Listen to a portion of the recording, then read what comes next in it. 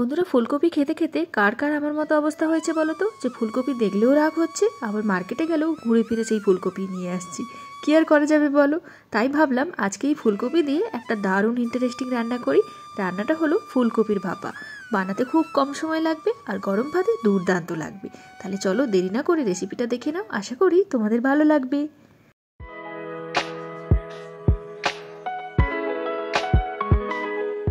বন্ধুরা, আজকে যে আমি ফুলকপির ভাপাটা বানিয়েছি একেবারেই সম্পূর্ণ নিরামিষ উপায়ে বানিয়েছি। যে কোনো নিরামিষ দিনে তোমরা বানাতে পারো, দুর্দান্ত খেতে লাগবে। তো ফুলকপিগুলোকে ছোটো ছোটো টুকরো করে কেটে নিয়েছি। একেবারেই বেশি বড় টুকরো করো না, আবার একেবারেই ছোট্ট টুকরো করো না, তাহলে কিন্তু একেবারেই গলে যাবে, সেটাও ভালো লাগবে না। মোটামুটি কীরকম শেপে কেটেছি সেটা তোমরা দেখতেই পাচ্ছ। তো এগুলোকে খুব ভালো করে ধুয়ে নিয়েছি। এখন যেটা করব, কড়াইয়ের মধ্যে সামান্য সর্ষের তেল নিয়ে নিলাম। আর তেল গরম হলে আমি কি করব, হাফ চামচের কাছাকাছি কালো জিরে ফোড়ন দিয়ে দেবো। কালো জিরে থেকে যখন খুব সুন্দর গন্ধ বেরোতে শুরু করবে, তখন কেটে রাখা ফুলকপিগুলোকে এর মধ্যে দিয়ে দেবো। তো ফুলকপিগুলোকে একটুখানি ভেজে নিতে হবে, না হলে ফুলকপিগুলো কিন্তু ভাপে সম্পূর্ণভাবে সেদ্ধ হবে না, কাঁচা থেকে যাবে। তো এখন আমি ফুলকপিগুলোকে তেলের মধ্যে ভালো করে একটু নাড়ে চাড়িয়ে মিশিয়ে নিলাম। তারপর সামান্য একটুখানি হলদি পাউডার আর দিয়ে দেবো পরিমাণ মতো নুন। এই দুটো জিনিস দিয়ে ফুলকপিগুলোকে খুব সুন্দর করে ভেজে নেব। তবে একেবারে 100% ভাজার দরকার নেই, মোটামুটিভাবে তোমার 70%-এর কাছাকাছি ভেজে নেব, মানে যাতে ফুলকপিগুলো একটু নরম হয়ে যায় আবার ঘেঁটেও না যায়, এই রকম অবস্থাতে ভেজে নেব।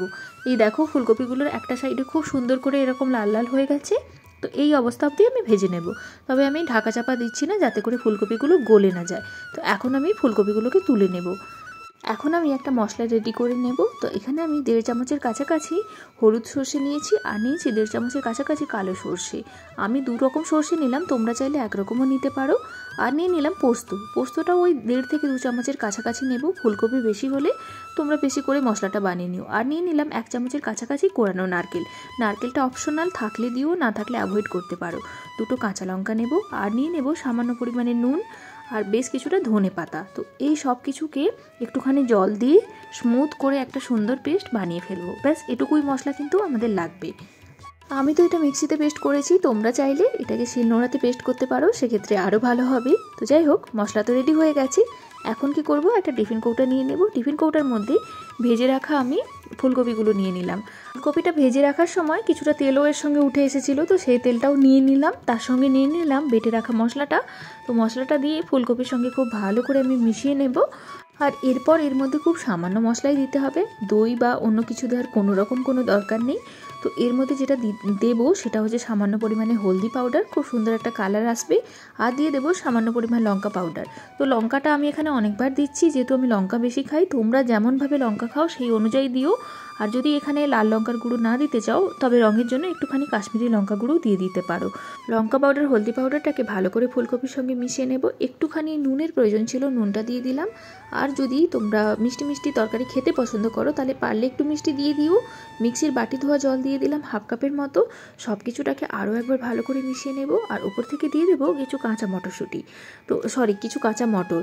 তো কাঁচা মটরটা কী হবে, ভাপে সেদ্ধ হয়ে গেলে না খেতে দুর্দান্ত লাগে। আর দিয়ে দিলাম একটা টমেটোকে ছোটো ছোটো টুকরো করে কেটেছিলাম, তো ছোটো ছোটো টুকরোগুলো দিয়ে দিলাম উপর থেকে। তো দেখতেও খুব সুন্দর লাগবে, তাছাড়া রান্নাতে একটা খুব আলাদা সুন্দর মাত্রা আনবে। একটুখানি কাঁচা সর্ষের তেল ছড়িয়ে দিলাম, আর চিড়ে রাখা কাঁচা লঙ্কা দিয়ে দিলাম। তো লঙ্কাটা অনেকবার আমি ব্যবহার করেছি, তো লঙ্কাটা নিজেদের প্রয়োজন বুঝিয়ে দিও। তবে যে কোনো কিছু ভাপতে একটুখানি কাঁচা লঙ্কা দিলে এভাবে খেতে ভালো লাগে। তো ব্যাস সব কিছু দিয়ে দিয়েছি। এরপর ভালো করে মিশিয়ে দেবো, আর তারপর ঢাকা দিয়ে এটাকে ভাপে সেদ্ধ হতে দেবো। ব্যাস এটুকুই রান্না। তো চলো এটাকে তাহলে ঢাকা দিয়ে ভাপে সেদ্ধ করে নিই। তো একটা কড়াইয়ের মধ্যে জল নিয়েছি, আর জলের মধ্যেই টিফিন কৌটোটাকে বসিয়ে দেবো। জলটা আমি এতটা নিয়েছি যাতে করে টিফিন কৌটোটা বসালে তোমার জলটা টিফিনের অর্ধেকের থেকে একটুখানি নিচে থাকে।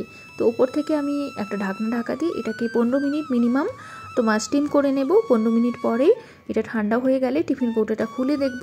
তো দেখো আমাদের ভাপে কিন্তু একদম রেডি হয়ে গেছে। আর এত সুন্দর একটা স্মেল আসছে না, কি বলবো, গরম ভাতে দুর্দান্ত খেতে লাগবে। আর কত সুন্দর দেখতে হয়েছে দেখো কালারটা। আর ফুলকপিগুলো গোটাই আছে, কিন্তু খুব সুন্দরভাবে সেদ্ধ হয়ে গেছে। তো নিরামিষ দিনে অবশ্যই একবার এভাবে বানিয়ে দেখো, দারুণ খেতে লাগবে। তো এই ছিল আজকে ছোট্ট একটা ভিডিও, আশা করি ভালো লাগলো। নতুন ভিডিও নিয়ে খুব তাড়াতাড়ি দেখা হয়ে যাবে। সবাই খুব ভালো থেকো, টাটা।